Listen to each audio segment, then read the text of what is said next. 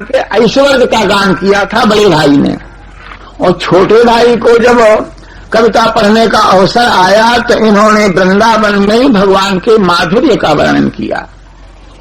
माधुर्य का वर्णन करने में भगवान को लंपट कहा जाता है। गोपियों का लंपट, गोपियों की गाली सुनने वाला, उनकी मटकी को फोड़ने वाला, गोपियों के इशारे पर नाचने वाला, गोपियों के आनंद की कीच में लौटने वाला, चीख चुराने वाला, ऐसे शब्दों का प्रयोग करके भगवान की मधुर लीलाओं का वर्णन अल्लाह जी ने किया। तो भगवान को ऐश्वर्य की अपेक्षा माधुर्य ज्यादा पसंद है। लंपट शब्द का अर्थ क्या है? लंपट माने लोलुप, गोपी लंपट कहा जाता है। तो गोपियों के पीछे पीछे घूमने वाले को लंपट कहते हैं। स्त्री लंपट, गोपी लंपट। किया है कवियों ने लंपट शब्द का प्रयोग, महात्माओं ने लंपट शब्द का प्रयोग किया है। अब यह सुनकर के ठाकुर द्वारकाधीश जो है वह बड़े प्रसन्न हुए, क्योंकि अब ब्रज की लीला थी और ब्रज का स्मरण उनको हो आया। लेकिन इसलिए कविता सुनकर के इतनी पसंद कविता आई, वाह वाह उनके मुंह से निकलने लग गया। ठाकुर जी बहुत प्रसन्न होकर के वाह वाह कहने लग गए, सिर हिलाने लग गए, प्रसन्न हो गए अल्लाह जी की कविता पर। और पुजारी को आदेश दिया कि ये माला अल्लाह को पहना के आओ। तो पुजारी लेकर के अल्लाह जी को माला पहनाने लगा।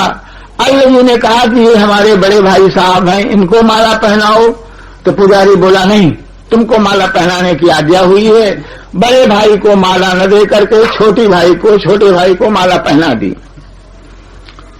छोटे भाई के मन में गले में माला पड़ी और भगवान ने मेरे ऊपर कृपा की, मैं इस कृपा के योग्य नहीं था।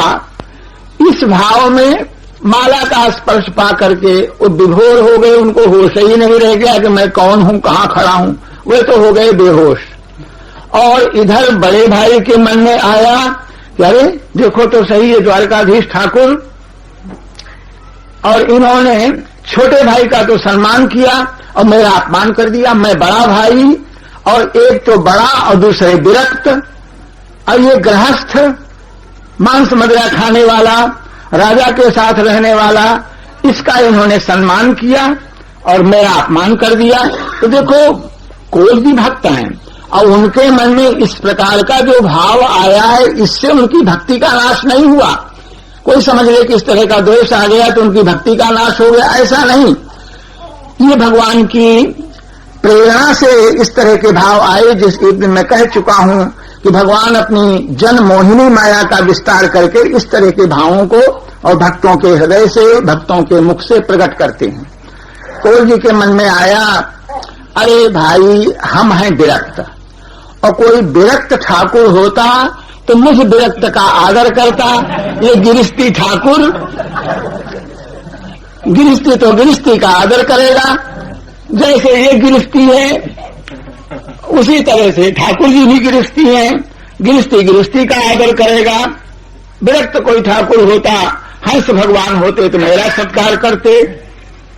और ये अपमान सहन नहीं हुआ। तो अल्लाह जी तो प्रेम विभोर खड़े ही रह गए, और कौल जी को अपने अपमान की इतनी ग्लानि हुई कि समुद्र में डूब करके हम अपने प्राण दे दें, हमारा बहुत अपमान हुआ। वहां से चल दिए, समुद्र में कूद पड़े। लेकिन समुद्र में कूदते ही जैसे पीपा जी को सड़क मिल गई थी, उसी तरह से सुंदर सड़क मिल गई। सड़क पर चलने लग गए। भगवान के पार्षदों ने भगवान के समीप ले जाकर के दर्शन कराया। अब भगवान यहां पर द्वारकाधीश उठे और उन्होंने कौल जी का बड़ा आदर किया। उठ करके छाती से लगाया और बैठने के लिए कहा, प्रसाद के लिए आमंत्रित किया। भगवान ने बहुत आदर किया, उनको माला पहनाई, ठाकुर जी ने माला पहनाई और बड़े प्रेम से मिले। तो जब इस तरह प्रेम से मिले तो कोल जी के मन में थोड़ा धैर्य हुआ, प्रसन्नता हुई और मन में आया कि ये हैं असली द्वारकाधीश, ये असली द्वारकाधीश ये हैं, वो असली द्वारकाधीश नहीं है। बड़े प्रसन्न हुए। सत्कार करने पर द्वारकाधीश ने सत्कार किया तो बड़े प्रसन्न हुए। भगवान ने कहा कि अच्छा तो अब प्रसाद जो है वह लो। अपने पार्षदों से कहा कि इनको प्रसाद ला करके दो। तो बैठने के लिए आसन दिया गया। कोल जी बैठ गए और उनके सामने एक पत्तल उनके सामने रखा गया और एक बगल में रखा गया। 2 पत्ते रखे गए, सामान परोसा गया। तो कोल जी ने देखा कि अकेला मैं बैठा हूं, दूसरा पत्ता रखा है और इस दूसरे पर कोई बैठने वाला आया नहीं। तो आपने उन पूछा कि ये दूसरा किसके लिए है? तो भगवान ने कहा कि वो दूसरा उसी तुम्हारे भाई के लिए है। जब भाई का नाम आया तब फिर वो जो दुख दूर हुआ था फिर ताजा हो गया। अरे यहां भी उसका आदर हो रहा है, वो है नहीं और न होने पर भी उसके लिए पत्तल जो है सोई भगवान ने दिया।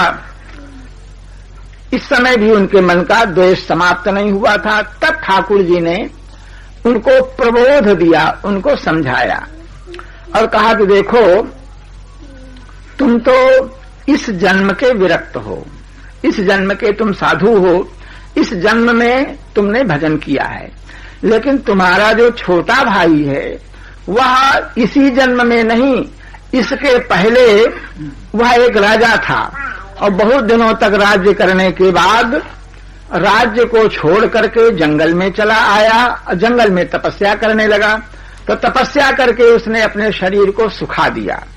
अब उसके मरने का समय आया था, शरीर छोड़ने का समय आया था। इसी बीच कोई राजा जंगल में आया, उसका शिविर लग गया। उसके ऐश्वर्य को देख करके इसके मन में आया कि मैं भी पहले राजा था।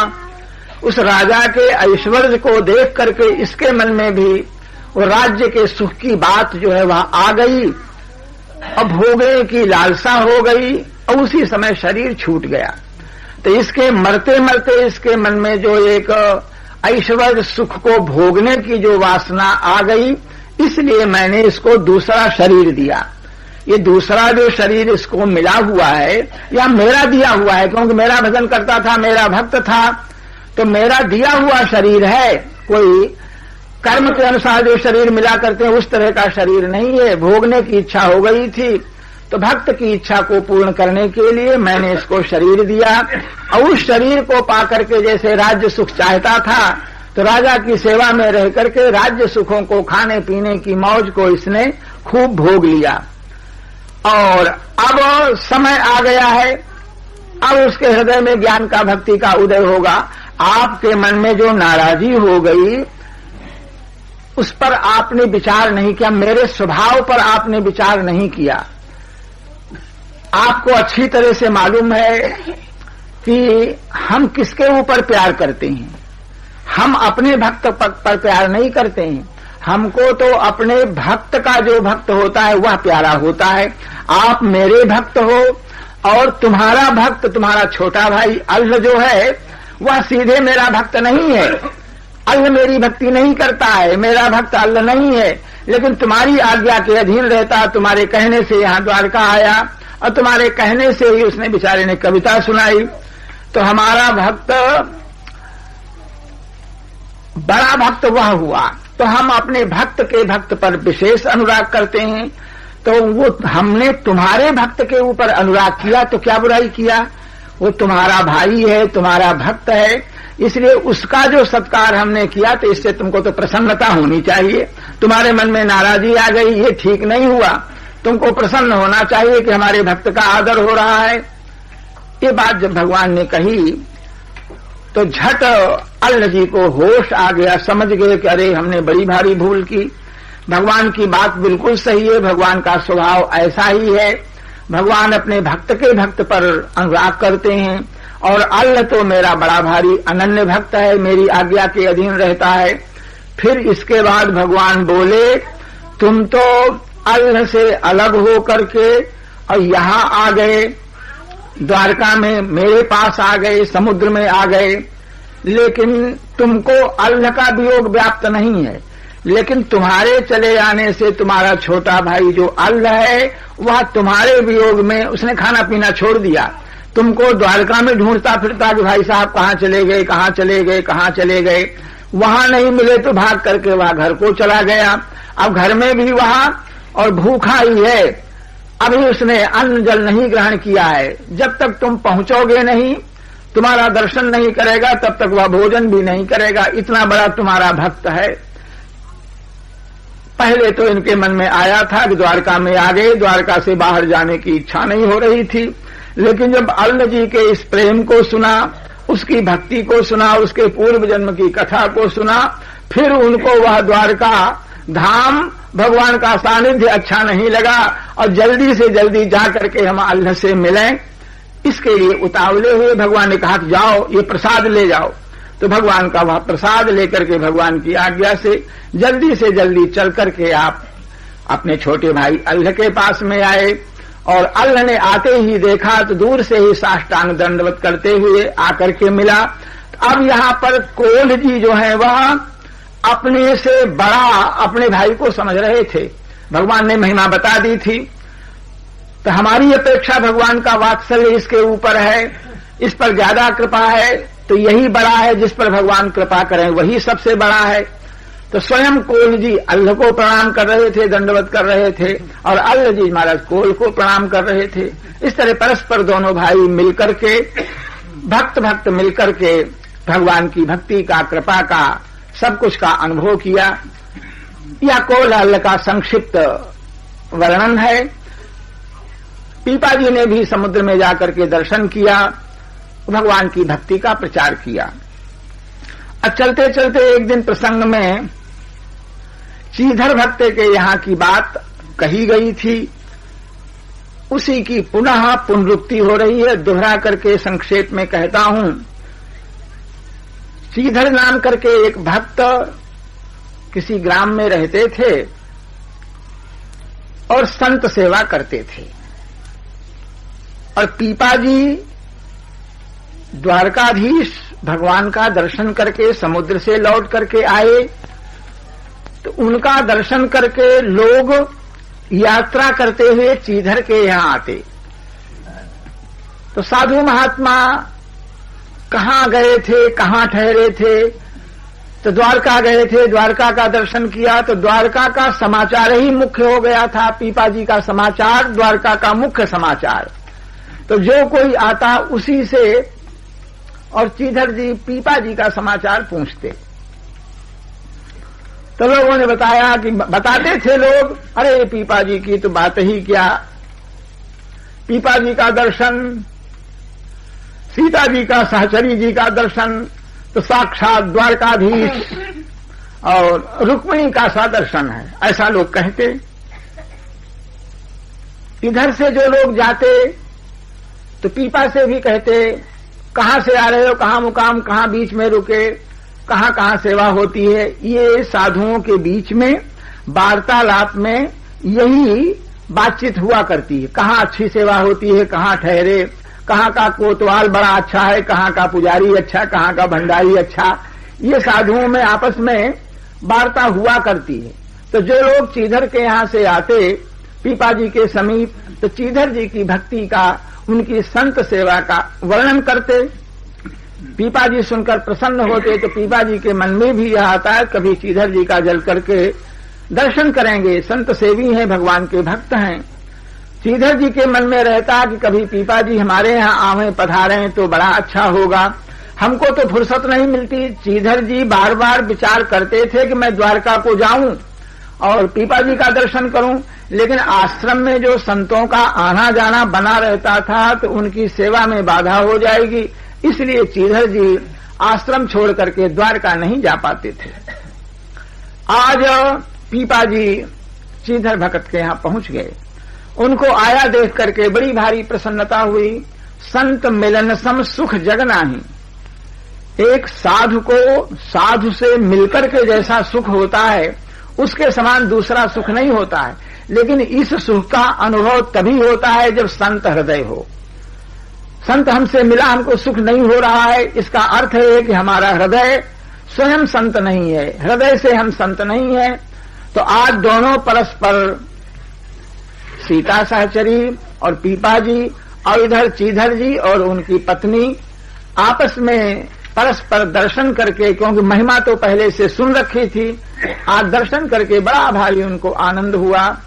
प्रेम से अर्घ्यपाद्य आचमन जल पीने के बाद आसन दिया चीधर जी ने और बैठ गए। अब बैठने के बाद विश्राम, चीधर जी ने विचार किया कि भगवान की रसोई बननी चाहिए, भोग लगना चाहिए, संत आ गए, इनकी सेवा होनी चाहिए। घर में जाकर के अपनी पत्नी से उन्होंने पूछा, संत सेवी जो आश्रम होते हैं तो प्रायः निष्किंचन जो होते हैं उनके यहाँ इस तरह का अभाव हो ही जाता है। तो आज संयोगवश ऐसा अभाव था कि चीधर जी के घर में खाने पीने की कोई वस्तु नहीं थी, अन्न नहीं था और निष्किंचन इतने थे कि घर में कोई चीज भी ऐसी नहीं थी जिसको बेच करके और आज काम चलाया जाए। आकाश वृत्ति थी, जो कुछ आ जाता था, संत महात्मा भगवान की इच्छा से आते थे, ऐसे ही सामान आ जाता था और सेवा चलती थी। सेवा की तो बड़ी भारी प्रसिद्धि थी। सीधरानी जी से बातचीत किया, पूछा तो उधार भी कहीं कुछ मिलने वाला नहीं। उपाय सोचने लगे कि क्या किया जाए, क्या किया जाए, तो कोई और उपाय नहीं सूझा। चीधरानी जी के शरीर पर जो वस्त्र था, जिसको लहंगा कहते हैं, तो उन्होंने कहा कि और तो कोई चीज रह नहीं गई है, इसी को मैं उतार देती हूं, इसे तुम बाजार में बेच करके और कुछ सामान ले आओ। ऐसा ही किया गया। चीधरानी जी ने अपना वस्त्र उतार दिया, उस वस्त्र को लेकर के पीछे की तरफ से निकल गए, बेच करके कुछ आटा दाल ले आए और सीता सहचरी जी को दे दिया कि लो तुम रसोई बनाओ। रसोई बन गई, भोग लग गया। अब पंगत के लिए बैठे तो पीपा जी ने कहा कि सब लोग, पंगत भोग लग गया, सब लोग एक साथ ही भोजन करो। भोजन के लिए पीपा जी बैठ गए। पीपा जी के कहने से चीधर जी भी बैठ गए। अब वो चीधरानी जी को बुला लाओ, बुला लाओ, यही बार बार पीपा जी कहते थे, लेकिन चीधर जी उनको बुलाने नहीं जा रहे थे। इसलिए नहीं जा रहे थे कि उनके शरीर पर कपड़े तो है नहीं, शरीर उनका उघाड़ा हो गया है, कैसे बुला करके लावें। तो बार बार कहने पर भी चीधर जी भीतर से उनको बुलाने नहीं गए। जब नहीं गए तो पीपा जी ने सीता सहचरी से कहा कि तुम जा करके बुला करके लाओ, भीतर घर से उनको लिवा करके लाओ, अच्छा होगा, साथ ही सब लोग खा लेंगे। क्योंकि वैष्णवों के साथ बैठ करके भोजन करने का एक अलग ही आनंद होता है। बुलाने के लिए गए तो वो ढूंढने लग गई, तो एक कोठी जिसमें अनाज रखा जाता है उसके भीतर बैठी हुई थी। उनको शरीर को नग्न देखा तो समझते उनको देर नहीं लगी कि अभी हम लोग आए हैं, तब तो शरीर पर वस्त्र था और इतनी देर में अब शरीर पर वस्त्र नहीं है। जो झट उन्होंने अर्थ लगा लिया कि उस वस्त्र को बेच करके ही और ये आटा दाल आया है। झट उन्होंने समझ लिया तो अपना वस्त्र दिया और पहना करके उनको लाई। सब लोगों ने प्रसाद लिया और इसके पश्चात रात्रि में सीता सहचरी जी पीपा जी के चरणों को दबाने लग गईं। चीधर जी अपने शयन कर गए, सो गए। तो उस समय सीता सहचरी जी ने चीधरानी की जो भक्ति और आज की जो संत सेवा, ये आज का भगवान का भोग कैसे लगा, हम लोगों ने कैसे प्रसाद पाया, इस बात को उन्होंने बताया।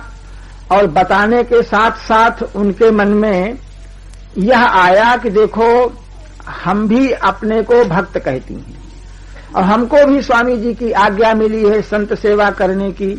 हम लोग भी अपने शरीर से, अपने अन्न धन से संतों की सेवा करती हैं, लेकिन इन्होंने जैसी संत सेवा की, इस तरह की संत सेवा का भाव तो हमारे मन में स्वप्न में भी नहीं आ सकता है। और इनकी संत सेवा तो धन्यवाद के योग्य है। अपने वस्त्र को ही बेच करके शरीर नंगा हो गया। और मैंने जाकर के देखा तो सीता सहचरी ने जब उनको नग्न देखा तो पूछा था कि आपका शरीर नग्न क्यों है।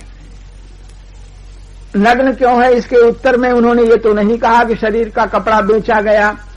उस समय चीधरानी जी ने कहा कि अरे बड़ी विचित्र बात है, आप द्वारका से पधारी हैं, द्वारका से आई हैं, तो हम लोग तो ऐसी आशा करते कि द्वारका से आकर के द्वारकानाथ की बात, द्वारकानाथ की कोई भक्ति की बात आप लोग कहेंगे, और आपने शरीर की चर्चा की, शरीर नाशवान शरीर की चर्चा, और यह शरीर आज उघाड़ा है, शरीर ढका है अथवा उघाड़ा है, इस बात का हम लोग ध्यान ही नहीं रखते। संत महात्मा कोई आ जाते हैं तो उनका दर्शन करके हमारे मन में बड़ी भारी प्रसन्नता होती है। शरीर चाहे उघाड़ा रहे चाहे ढका रहे समान ही है, इस बात की हमको कोई चिंता नहीं होती है। तो तुमको तो द्वारकानाथ की बात करनी चाहिए, शरीर उघाड़ा है ये नहीं पूछना चाहिए। और यह जीव अनेक योनियों में जन्म लेता है, पशुओं की पक्षियों की योनि में जाता है, तो कहाँ कहाँ ये कपड़ा पहनता है, सब जगह नंगा ही तो रहता है, उघाड़े ही तो रहता है। इस तरह की बातें सुनकर के सीता सहचरी के ऊपर बहुत बड़ा प्रभाव पड़ा था। अब रात्रि में पीपा जी से सारा समाचार बताते हुए उनके मन में एक ऐसा भक्ति का भाव उदय हो गया, चीधरानी की भक्ति को, चीधरानी की भक्ति को देख करके इस प्रकार का भाव उदय हो गया कि इन्होंने तो वस्त्र अपना बेच करके सेवा किया, इसे अति भक्ति कहेंगे। आचार्य रामानंद की कृपा से अति भक्ति के भाव पीपा जी को प्राप्त हुए थे, और यह अति भक्ति के जो चरित्र हैं इनको सुन करके सबके लिए करने योग्य चरित्र नहीं होते हैं कि सुन करके जैसे पीपा जी ने किया, चीधर जी ने जैसा किया हम भी वैसा करें, ये भाव नहीं होता।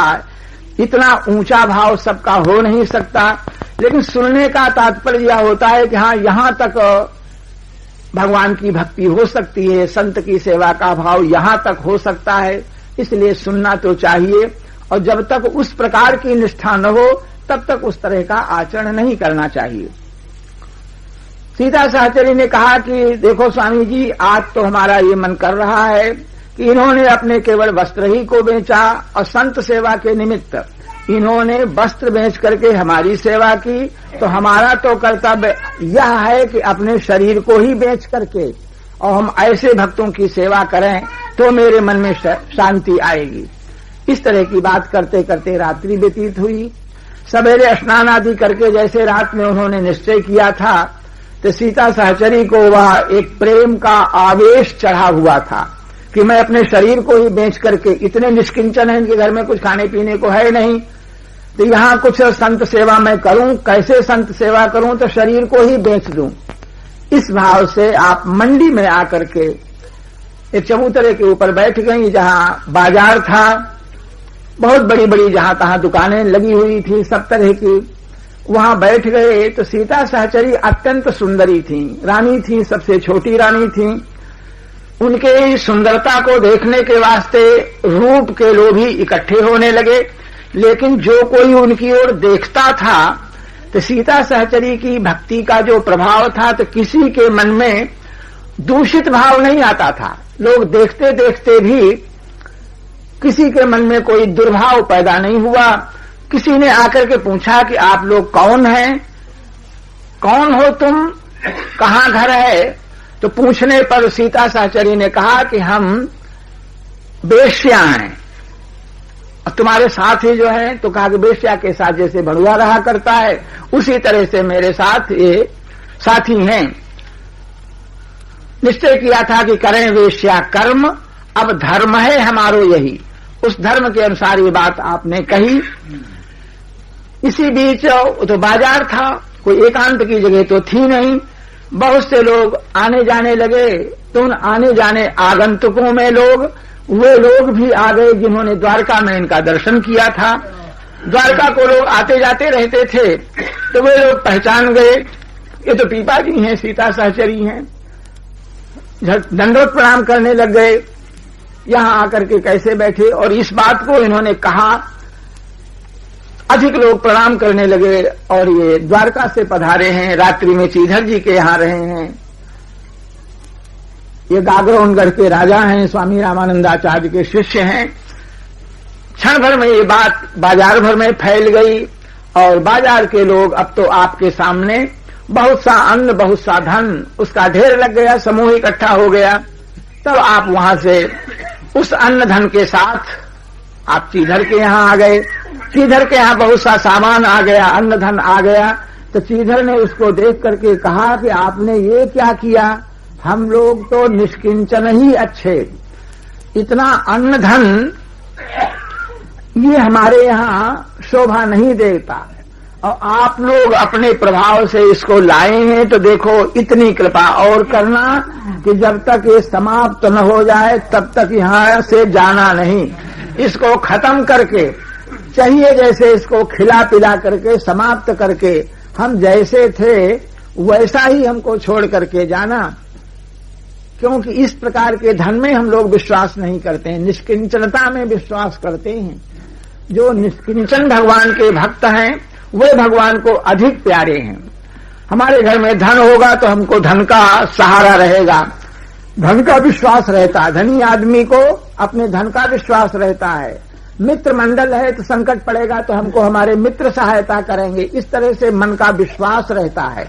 और जिसको कुछ नहीं रहता उसे भगवान का विश्वास रहता है। इसीलिए परम एक अकिंचन प्रिय हरि केरे, तेहते कहें संत श्रुत टेरे। परम निष्किंचन भक्त जो हैं वही भगवान को सर्वाधिक प्रिय हैं। निष्किंचनों से भगवान बहुत प्रेम करते हैं, उनकी अधिक रखवाली करते हैं, देख रेख करते हैं। तो कई दिन तक जब तक वहां अन्न धन रहा, रोज ही साधु संत महात्माओं को बुला बुला करके और पीपाजी खिलाते पिलाते रह गए। जब सब बराबर हो गया तब वहां से प्रणाम करके आप आगे चले। चलते चलते टोणे नाम करके ग्राम है, राजस्थान में ही है, तो उस टोणे ग्राम को आप आ गए। वहां गांव के बाहर एक कुटी बना करके आप निवास करने लगे। टोणे ग्राम में मार्ग में आते समय प्रियादास जी चरित्र का वर्णन करते हुए लिखते हैं कि कभू भूखे कभू घाये। मार्ग में चलते चलते पीपाजी कभी तो बिल्कुल भूखे ही रह जाते थे, भोजन ही नहीं करते थे, कुछ खाने को मिलता ही नहीं, और कभी कभी भरपेट भोजन भी हो जाता। ऐसा इसलिए लिखा कि मार्ग में चलते हुए कोई वैष्णव मिलते, भगवान के भक्त मिलते, तब तो आपका पेट भरता, और जब तक कोई वैष्णव भक्त संत नहीं मिलते तब तक आपका पेट नहीं भरता, भूखे आप रह जाते। लेकिन भक्तों के मिलन बिना, संत जब तक नहीं मिलते तब तक आप भोजन नहीं करते। भोजन तभी करते जब कोई संत महात्मा मिलते, उनके मिलने पर ही आपका भोजन होता, नहीं तो आपको भूख ही नहीं थी, भूखे ही रह जाते, भोजन की इच्छा नहीं करते। टोड़े में आकर के आप रहने लग गए। रहते रहते टोड़े में आपने अधिक दिनों तक रह करके राजा को भी शिष्य बनाया, और बहुत अधिक चरित्रों का वहां पर आपका विस्तार हुआ। भक्ति का खूब आपने प्रचार किया।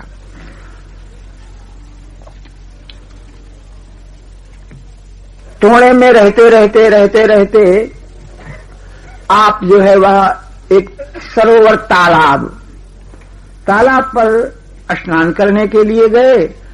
स्नान करने के निमित्त मिट्टी खोदने लगे। तो खंती साधु के पास खोदने की रहती है, मिट्टी खोदी तो वह एक घड़े में खंती टकराई तो देखा तो उसमें सोने की मोहरें भरी हुई थी। उन मोहरों को देखते ही अरे ये माया का दर्शन हो गया। झट पीपाजी ने उसको ज्यों का त्यों ढक दिया। स्नान आदि करके कुटी पर आ गए, और रात्रि में सीता सहचरी से चर्चा चल रही थी। तो पीपाजी ने कहा कि देखो आज उस घाट पर मैं नहाने गया, और घाट के आगे ऊंचे चढ़ करके वो टीला सा है, मैं टीले पर मिट्टी खोदने लग गया तो वहां एक घड़ा हमको दिखाई पड़ा, और उस घड़े में सोने की मोहरें भरी हैं। ये आपने सीता सहचरी से कहा, और संजोग बस उनकी कुटी के पीछे बैठे हुए थे चोर। उनका विचार था कि कोई वस्तु चुरावें, कहीं चोरी करें, इन्हीं के यहाँ चोरी करें, अथवा कहीं अलग चोरी करने जाएं। जब इस समाचार को सुना तो उन्होंने कहा कि चलो हम लोग देखें भाई कैसा घड़ा है, कैसी मोहरें हैं। तो ढूंढते ढूंढते टीले पर उन्होंने खोदा तो उनको भी वह घड़ा दिखाई पड़ा। घड़ा मिल गया, लेकिन उस घड़े के ऊपर से जैसे ही उन्होंने उसका ढक्कन हटाया तैसे उसमें काले नाग कुलबुलाते हुए उनको दिखाई पड़े। अरे इसमें तो सांप भरे हुए हैं, ढको जल्दी ढक दो। सांपों को देख करके भयभीत हो गए, जल्दी से उसके मुख को ढक दिया। आपस में बातचीत करने लग गए कि देखो ये बाबा जी जो है, और इसने हमको समझ लिया कि हमारी कुटी के पीछे और कुछ लोग बैठे हैं, तो हमको सुना करके इसने कहा कि वहां जिसमें ये लोग जा करके उसको खोदें और सांप इनको काट लें और ये लोग मर जाएं। तो हम लोगों को मारने का उपाय किया इस बाबा जी ने। तो क्या करें? बोले करोगे क्या? घड़े को धीरे से खोदो, मुंह खुलने नहीं पावे और इसको ले चल के उसी के घर में पटक